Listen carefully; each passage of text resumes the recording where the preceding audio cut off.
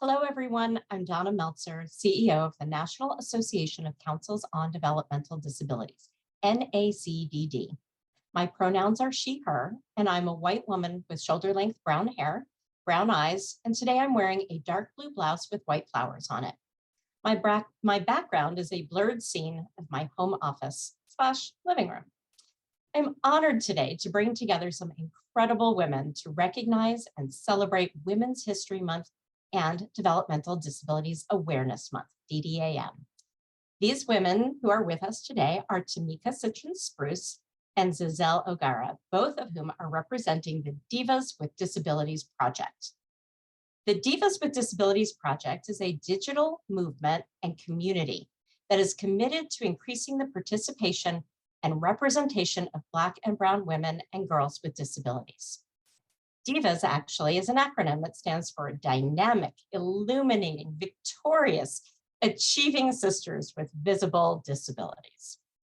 Divas was created by Dr. Donna Walton, who unfortunately could not join us today, but I encourage our listeners to go online later to www.divaswithdisabilities.com to learn more about Donna and her disability story and why she created this incredible platform to help other Black and Brown women with disabilities achieve their dreams. The Divas with Disabilities mission is to amplify Divas' voices by providing a community and network that identifies opportunities for inclusion in mass media and by partnering with organizations who have demonstrated a commitment to the inclusion of Black and Brown women and girls with visible disabilities. So let's start there, ladies. Let's talk about that visibility. Tameka, I know you have been a woman who is, well, first of all, you're well known in our DD network. You come from a DD council in Michigan, and you have been representing in film. Tell us a little bit about that. Yes, and so I am, besides being a self-advocate and disability justice activist, I'm an independent film producer and screenwriter. And so I have a bachelor's degree in journalism, more specialized in broadcasting, and just really had a desire since I was a young girl to, be in media in the arts. So, finally got the opportunity, once I got into community college to, get into the arts and theater. And then from there, broadcasting, video production. And then I got into film in particular when the film incentives was really huge in Detroit at the time. And so I was able to become like a PA, and which is a production assistant on a student's film set. And I did a TV show called The Wannabes. And then I embarked into producing my own stuff. So I wrote, produced, and co-directed a short film, Justifiable Homicide. And then I produced a documentary, My Girl Story. Amazing. Thank you for sharing that background. Zazel, how about you? Just give us a little bit about your background and how you got into all of this artistic. Well, I have a huge smile on my face because I attended the University of Michigan. Oh, wow. yeah. So, that takes me back girls to the day, Ann Arbor, but I used to hang out in Detroit. Yeah, that's where everything used to happen. But I'm originally from the Caribbean, a small island, Montserrat, located right near Antigua. It only has 5,000 people on the island, lovely, beautiful, isolated island. But I grew up here in New York City, in Queens, New York. And I was I am a dancer. I started dancing when I was 8 years old, dancing first in Harlem on 125th Street. And then I, went to the High School of Performing Arts and, studied at the Alvin Ailey and danced of Harlem. So I had a really huge dance background. And then, of course, I did my undergraduate work at the University of Michigan, where I also majored in dance. However, fast forward, I danced professionally for a number of years. And then I became disabled 20 years ago. I was diagnosed with a brain tumor, and that completely changed my life. However, the love of dance, which I would always tell my neurosurgeon and my neurologist, hey, even though my brain is, half brain, I always say, my passion is always there, my spirit. Of course, I can't walk like I used to. I can't do my pirouettes and leaps and whatever, but my heart and soul is always in dance. And that's what I use to perform. And that's what I tell my dancers, because I started the ZCO Dance Project, which is a physically integrated dance company, dancing beyond disabilities. And I always say we thrive and survive because despite our limitations, we could still, affect the audience. We could still give our passion, our love of dance, creativity to the audience. That's really incredible. I love that you're a dancer and that you bring that with you.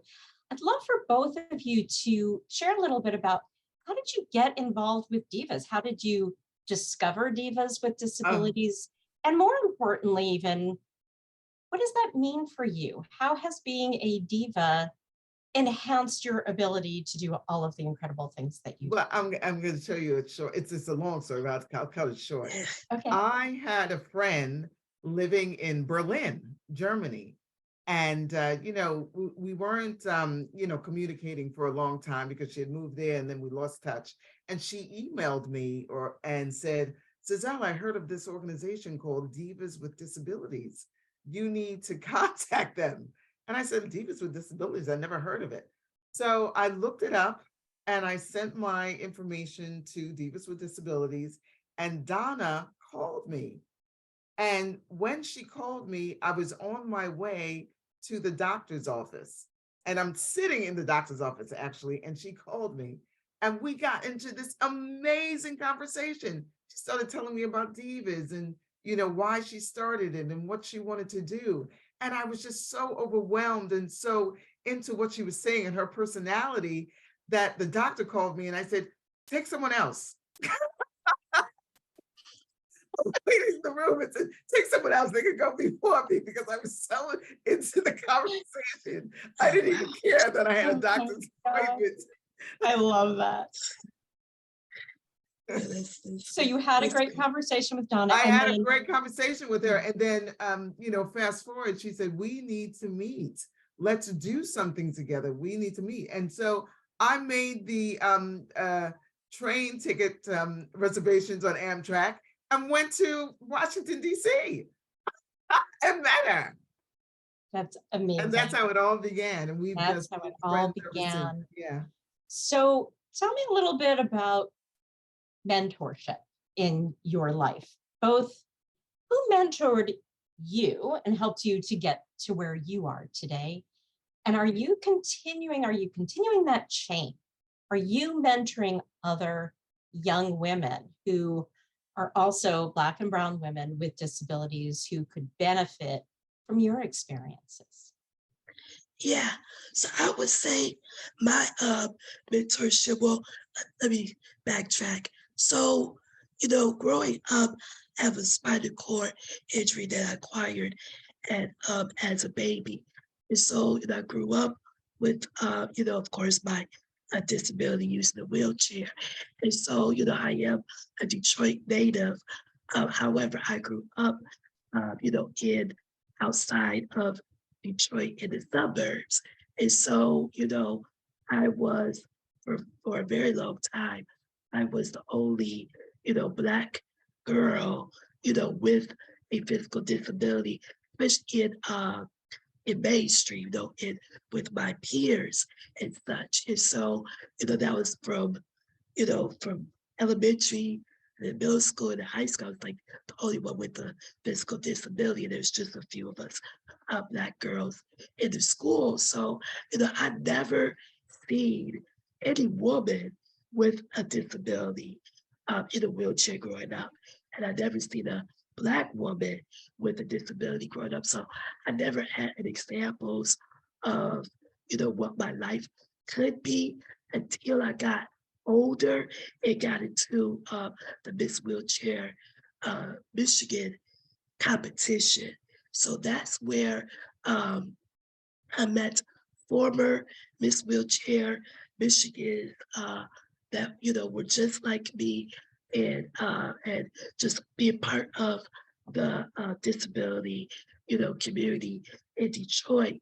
And so they definitely, the ladies in particular, which they have passed on, but Marva Waves and Sheila Starks, those two women were really took me under and mentored me and showed me what the possibilities of what I could be and do as a woman with a disability, but then also as a Black woman with disability.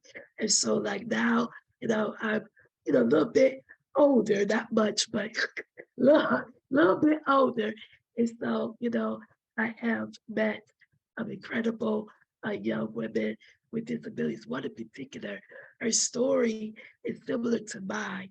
And so she's in law school right now, just finishing her last year. But, it's just so awesome to be, like a younger version, of kind of like how I was and everything and experience.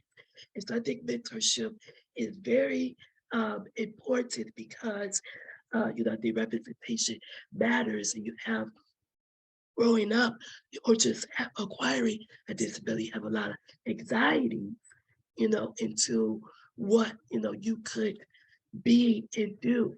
And so, I think, that's very important to me to keep those relationships with, my mentees open. But then also as far as career wise, I was, happy to get the opportunity to have W. Camille Bell. And if people don't know who he is, he's an executive producer of United Shades of Grey. He's a social political comedian. And so he selected me to be his mentee for this year. So, I'm really excited to be meeting with him on a monthly basis to really give me the insight into, the whole film and TV industry as well. So careers of mentors are important too.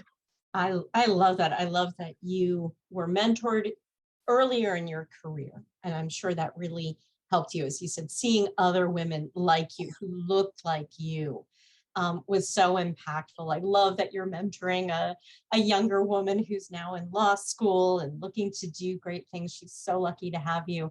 And wow, to be being mentored again, because I do believe that we need to be mentored throughout our life, right? It's Yes. not, mentorship is not just something when you're young and new in your career. And mentors can be even your own age or even younger than you, right? It's about people sharing their skills, and you're picking up skills that maybe you didn't have, or it's just somebody who you can relate to and bounce things off of. But wow, what an amazing opportunity with W. Kamau Bell. I want to see you on CNN one time, because that's usually where I see him. So I'm waiting for that episode that's going to feature Tameka, Citchen, Spruce. Okay, so Yes. let me know when that happens. Okay. Zazel, how about you? What did Well, your trajectory look my like? story is very interesting. Before I became disabled, when I was like 16 or 17, I used to study at the Dance Theater of Harlem, and which is the main ballet school in Harlem, under the direction of Arthur Mitchell, who was in the New York City Ballet under George Balanchine. And he hired a dancer that he used to dance with at the New York City Ballet, who was married to George Balanchine, and her name was Tanagill Leclerc. Tanagill Leclerc was this absolutely amazing, beautiful dancer who was stricken with polio right in the prime of her career. And that was before they knew anything about polio or, dealing with paralysis or what have you. So she became completely paralyzed from the waist down. She was a paraplegic. However, and when that happened, she was married to George Balanchine, and George Balanchine divorced her. I mean, they separated because I guess he didn't understand disability or what have you.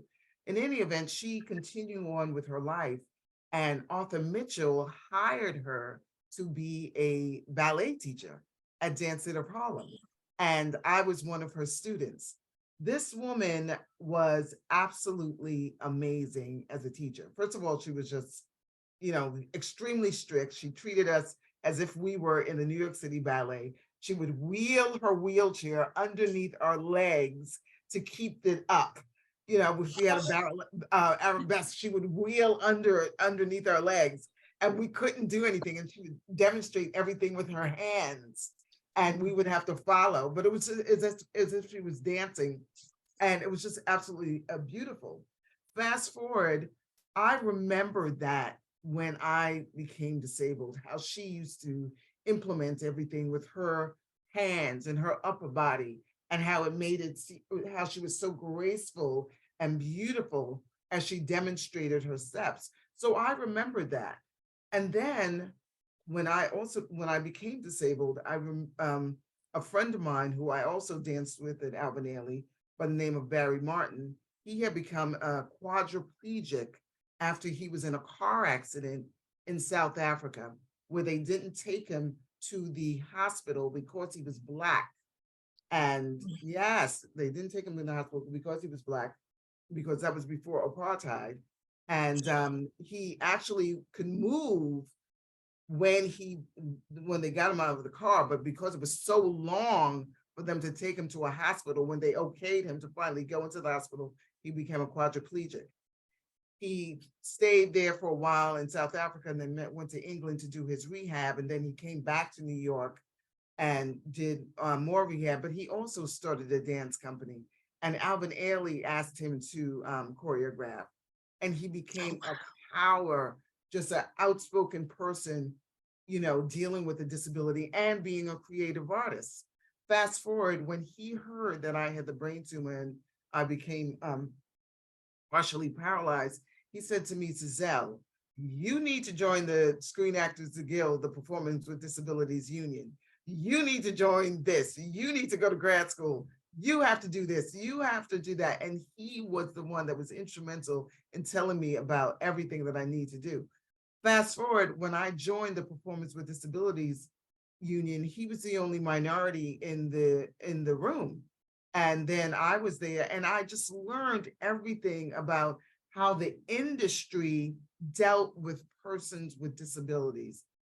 Absolutely unbelievable. And it was like I was going back to school, learning about how we were treated and how we were fighting to get roles on television, to get roles in film, to be producers, with directors, to be seen, to be heard, that we are, despite our disabilities, we can still act, we can still do whatever we wanted to do. Major, major. Fast forward, that's what I tell my dancers. If they join, I have a young lady who just joined. Don't think that despite your disability that you can't do things. We can do everything. We can't stop. Yes, we have, health challenges, mental health challenges, physical challenges, but we can still turn a setback, which I always say, turn a setback into a comeback. Oh, I love that line. Wow. Turn a setback into a comeback.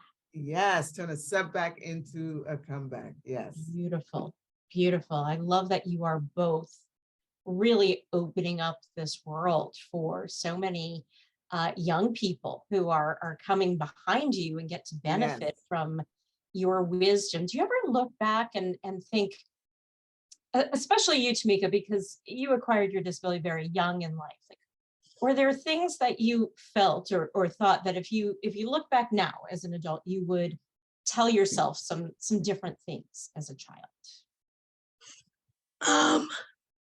Yeah, I would say that because, well, I would tell my younger self that, I'm still going to live, a great life.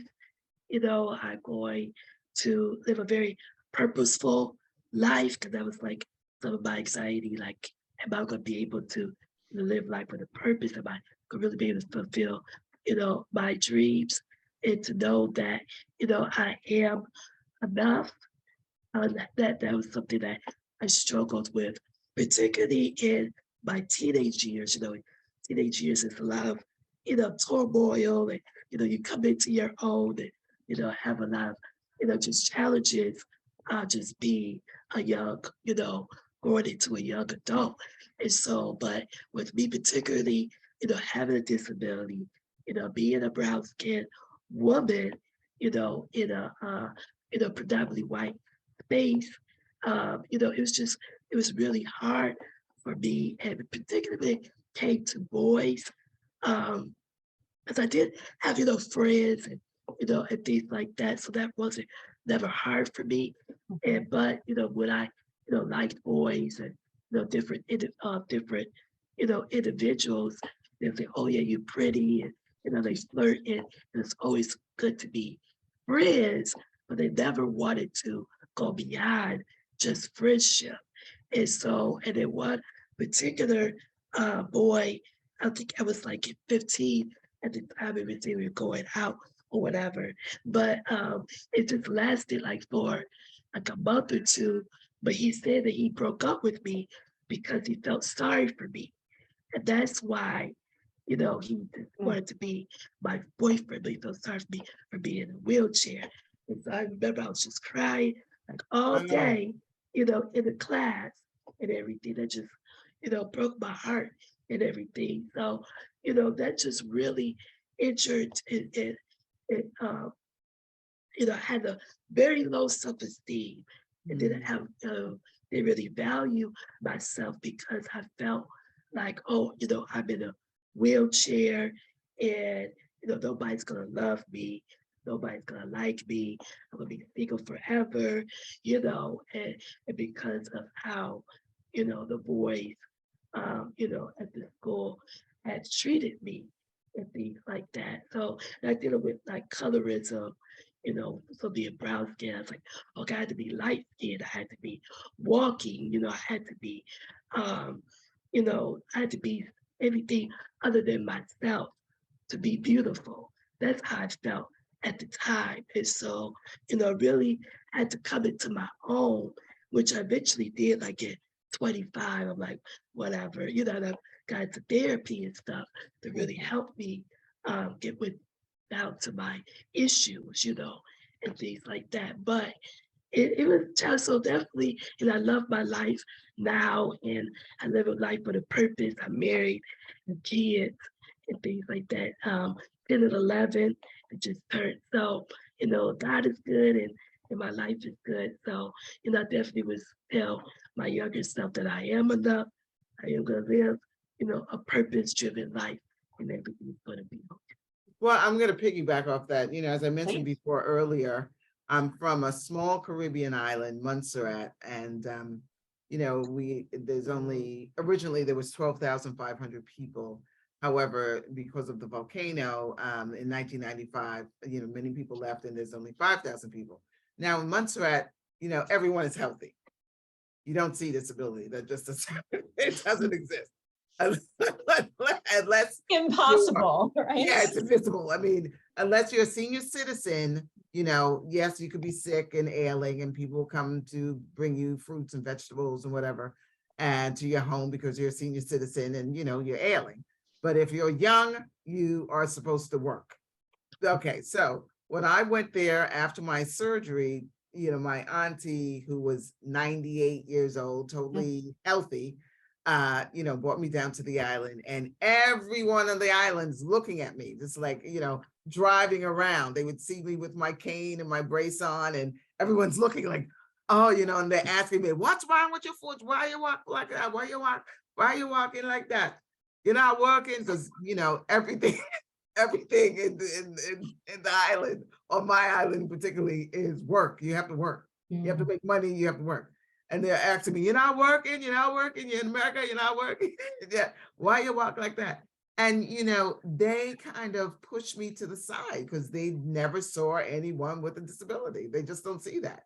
So, here I am with my mouth and my energy, and I'm telling people, yes, I had a brain tumor. And they were like, what, brain tumor? They just did not understand that.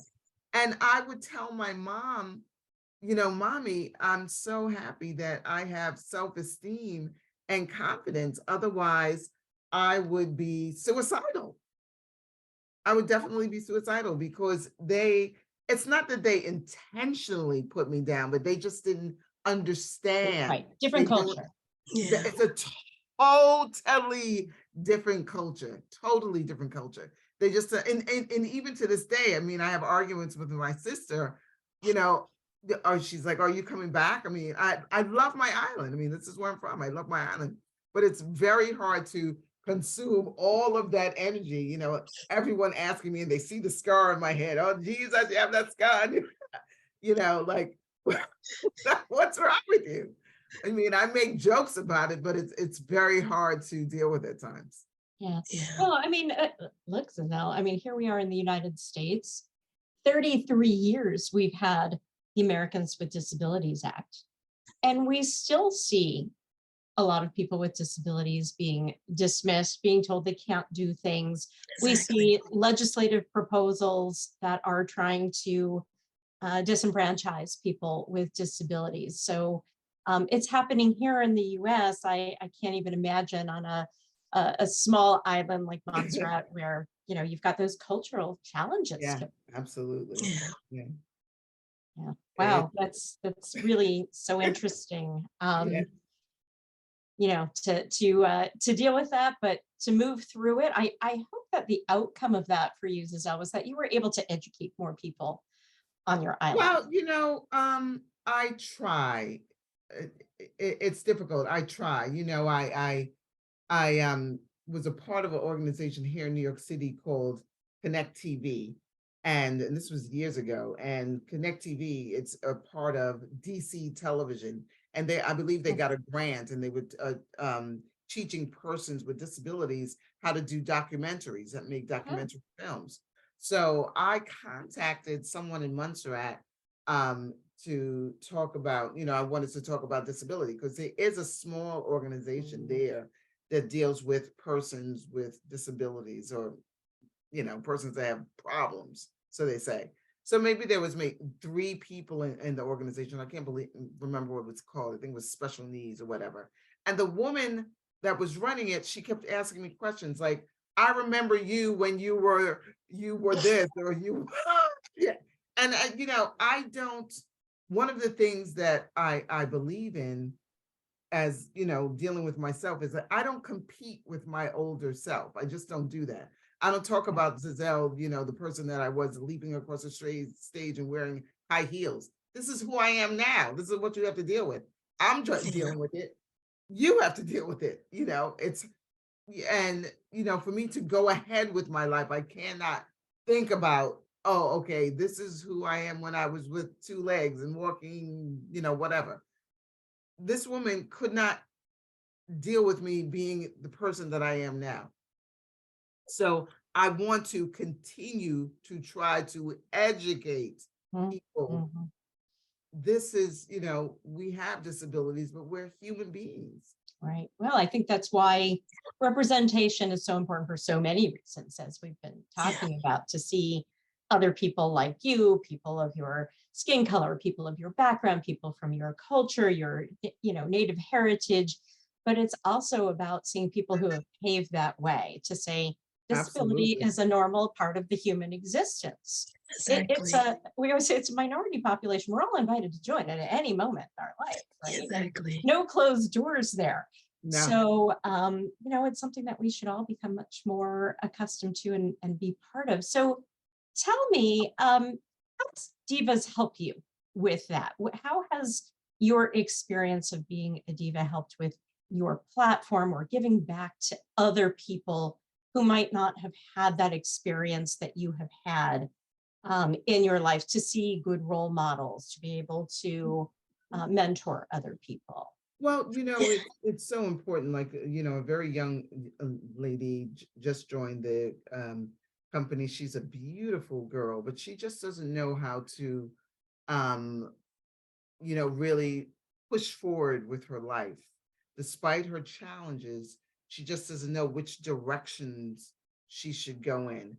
And, I'm trying to lead her, not only with dance showing how she could be a performing artist or, a choreographer, director, whatever, but that she could do anything that she wants, regardless of her limitations. She can do anything she wants. She just needs the support and guidance, particularly of how to deal with the system.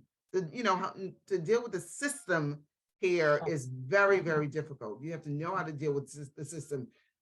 I'm telling her about different social service organizations here in New York City, which can offer so many different things that you can go to college if you join this particular organization here in New York City called Access VR.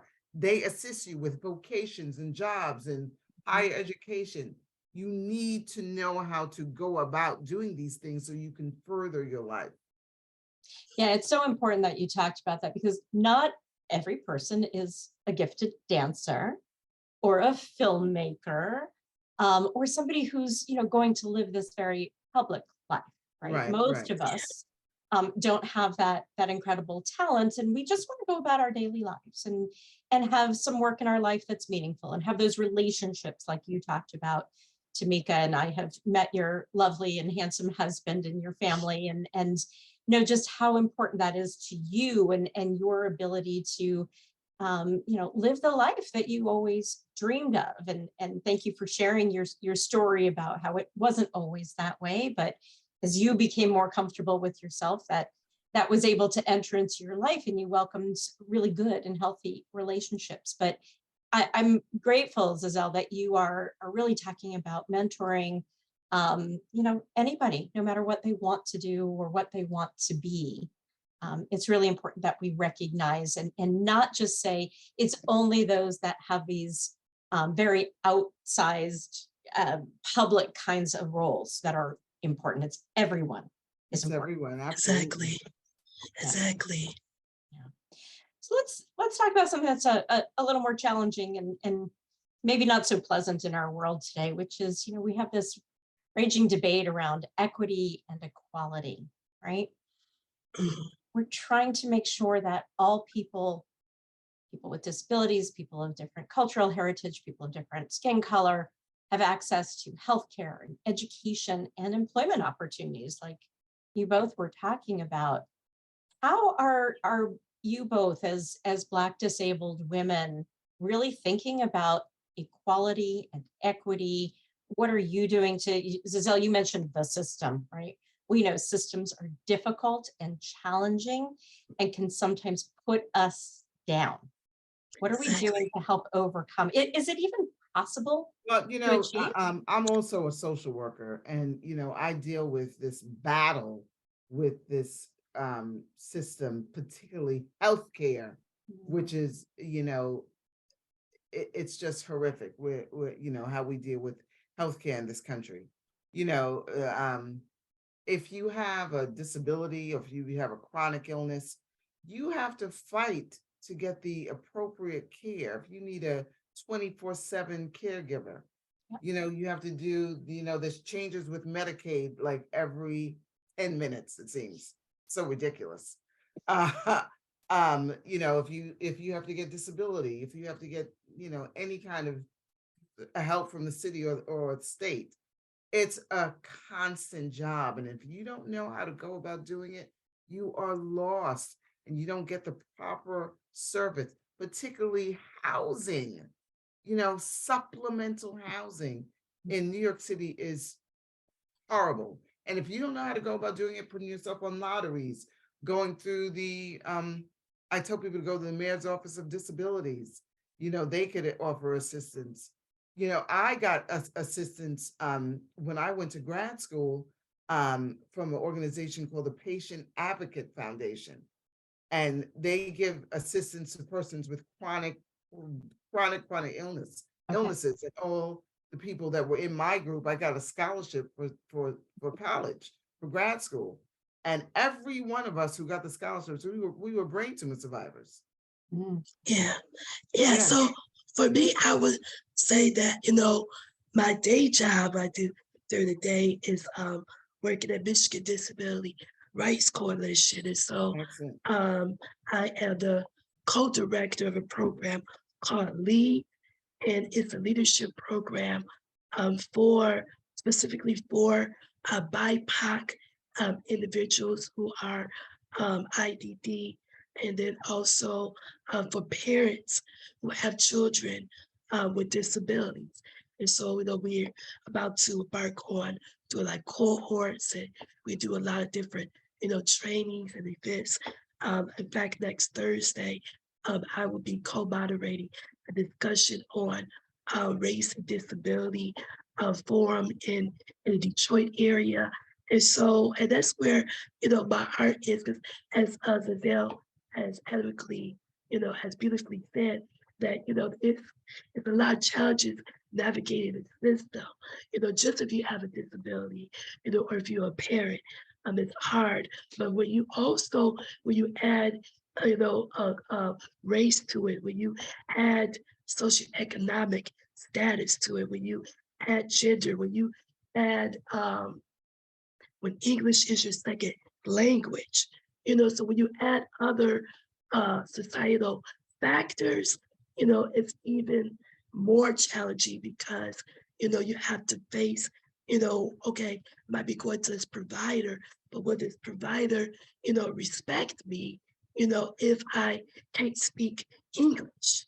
You know what I'm saying? Yeah, Or will they provide resources in my language? Or will I've embarked racism growing up, like specifically in high school, and just some teachers, saying things and things like that, or even ableism, and it's just multiplied upon itself.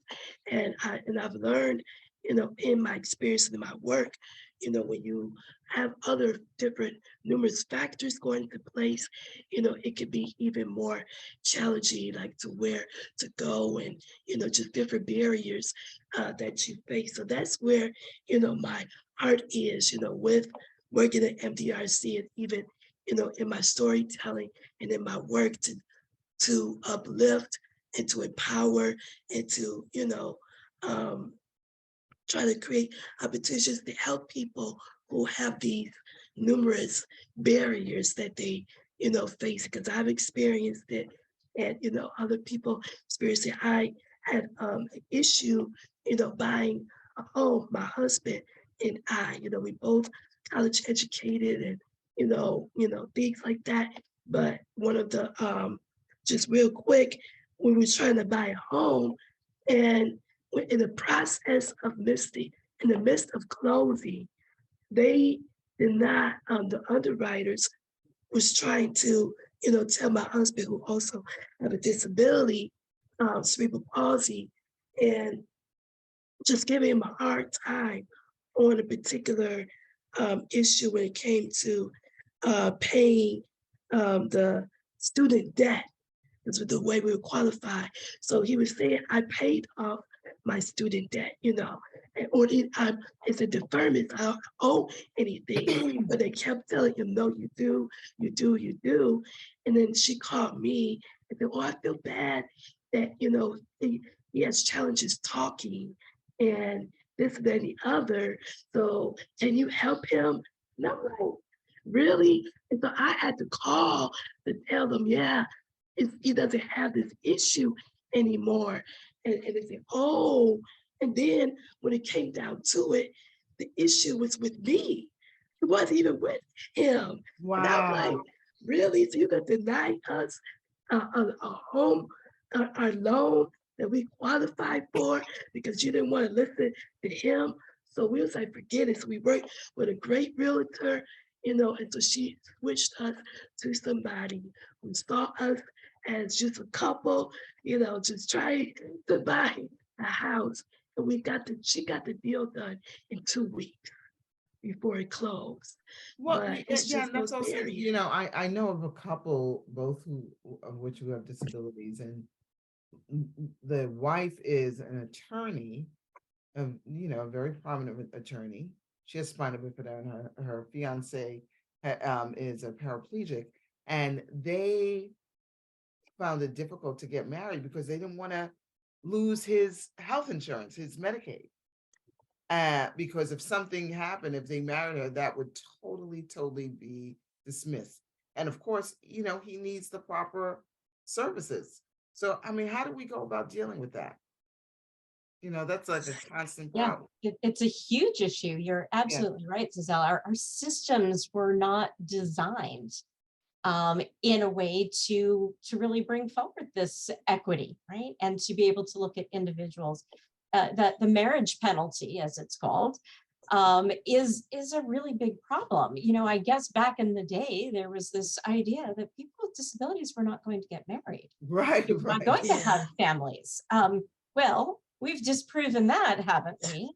So, now we have to really work hard to change this behemoth of a system to come into modern times and to really be respectful of individuals. And why do we have to, pay down and make ourselves poor just to be able to, live with the person we want to live with, to marry the person whom we love, and to live that life? It's going to take, I think, at least another generation or two before we unravel Yeah, and so then changes. rebuild Yeah. that system. Absolutely. Right. So, Tameka, I want to also just call out one other thing that you said a little while ago in our conversation, because I think it's really important.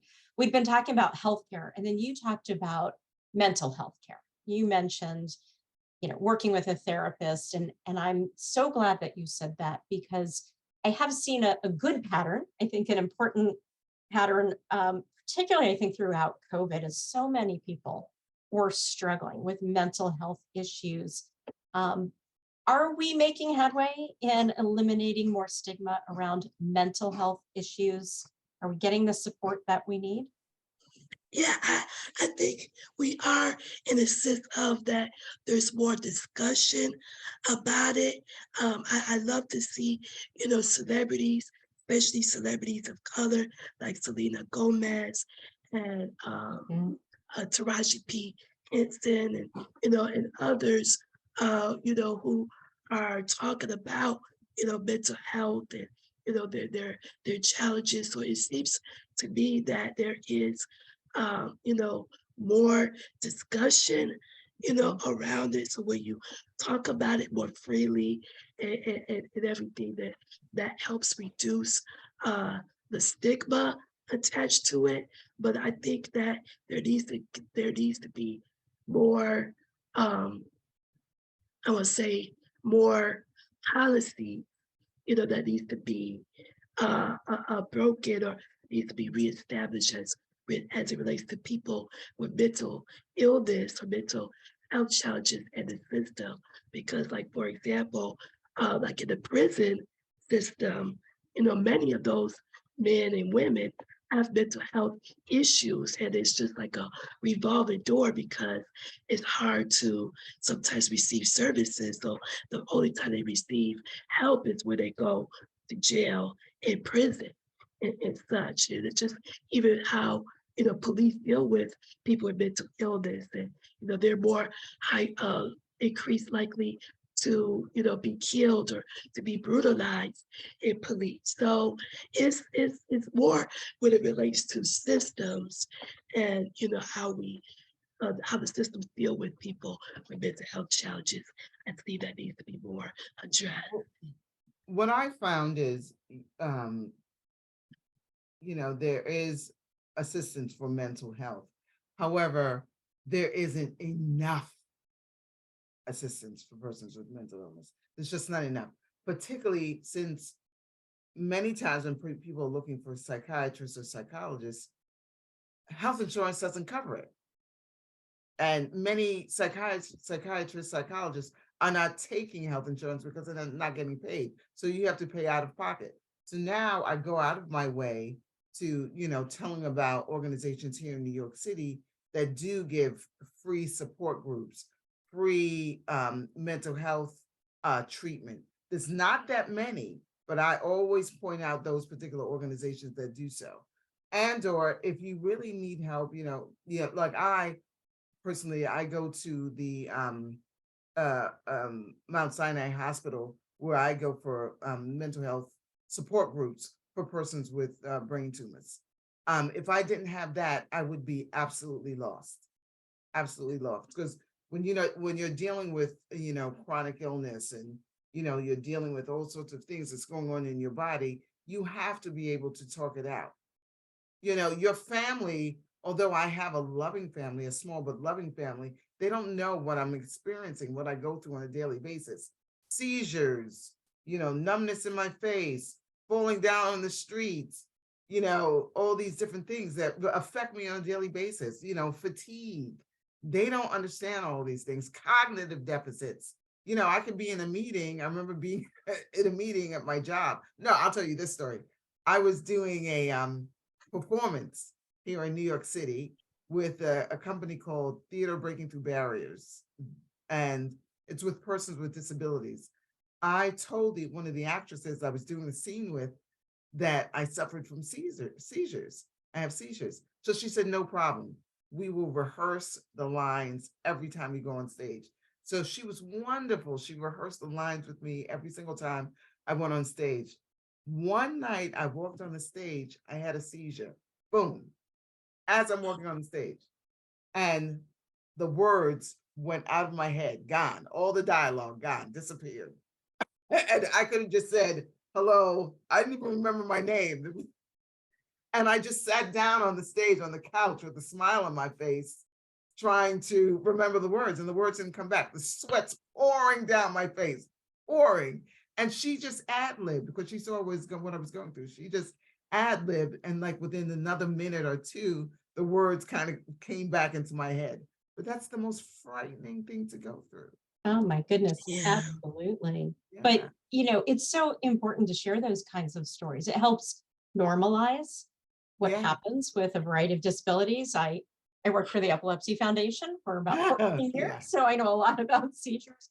And you're really also talking in a greater sense about people with invisible or hidden disabilities, who often people look at them and just think, oh, you're fine. You don't have a disability. What's wrong with you? And yet people carry all kinds of hurt from that and struggle with that because people just don't understand that they really do face significant challenges in their life every day because of their disability. But I'm glad to hear that while we haven't made enough headway with mental health treatment, we're getting better. It's at least less stigmatized. Tameka, you had a great list there of well-known people, and I think that there's a growing list of famous people who are on the news every day, athletes and actors and news people who are willing to talk about their mental health, their physical health, their disabilities, and all of that is part of that process of trying to help us all learn and grow and normalize so that disability is just a part of life. Yeah, absolutely. exactly. Yeah. So as we celebrate Women's History Month and DD Awareness Month, what does that mean to both of you? What do you want our audience today who will hear this, or as these videos are shared, what closing thoughts do you really want people to know about you, about life as a diva with disabilities? What words of wisdom can you share? So I would say, well, it goes back to what I said to my younger self, that, just for people to know, and in this case, for women with, who are DD or developmentally disabled to know, that you are enough, that you do have value, that, you can live, a purposeful life, your life. I do believe everyone has a purpose, and a reason why they're here. So, you just, go out, just do whatever, your heart and spirit tells you to do, and that you can do it, in spite of,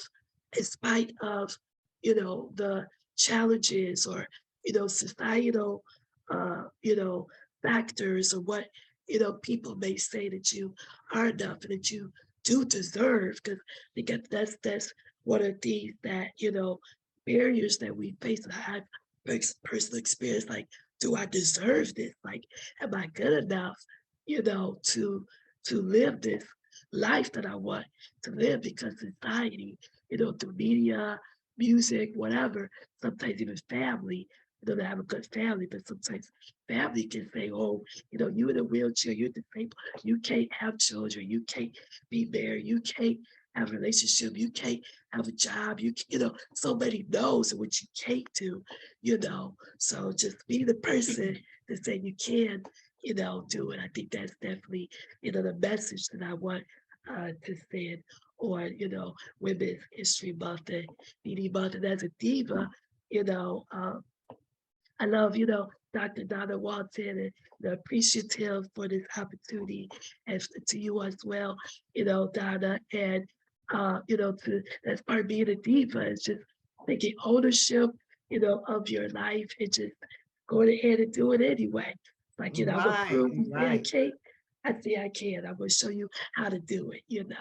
Love that. Taking ownership of your life. We all need to do that. right, right. And that's so important. And, you know, I just have to, you know, give my, you know, thanks and my love to Dr. Donna Walton. I mean, she has given me the strength and the confidence and love to continue on my journey and to make it known that, you know, women, Black and brown women, that we can, you know, move forward. We can get ahead. We can turn setbacks into comebacks.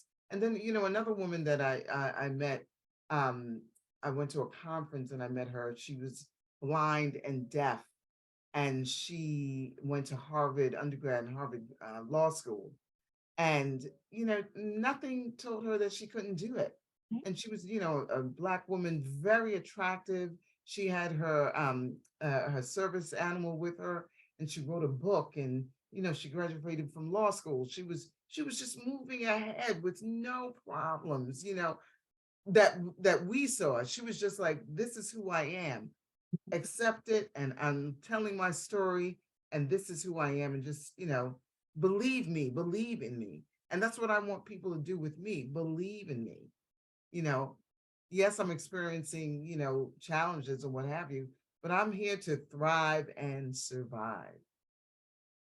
Love that. Thrive and survive. And, you know, we all stand on the shoulders of other giants, right? You know, we Absolutely. just a couple weeks ago lost a great, a giant in our disability community, Judy Heumann, who paved the way and was a mentor for so many, including myself. You know, just, you know, how do you live this strong life? How do you, I'm not a person with physical disabilities, but Judy was still a mentor to me in the world of advocacy and how we create that change that we need to see. And I see both of you doing that. I think, you know, you are both true divas, dynamic, illuminating, victorious, and achieving sisters. And I am so grateful to both of you for all of the work that you're doing, for your own selves, that you are creating this rich, full, happy life that you want to live, but also how you're sharing that with the world and how you're mentoring others, how you are both giving back in your communities through all of the work that you do. I'm grateful to Donna Walton for bringing you both. Well, actually, Tameka, you were brought into my life initially by Vendella Collins, Yes. Executive Director of the Michigan DD Council, but Donna brought you both here today to be with this Donna, and I am so grateful and glad to have you as my sisters as well. Thank you for joining us for Thank DD you so Awareness much. Month. Yeah, thank you. And we look forward to continued conversations with both of you and many other divas over the years. Thank you. Thank you.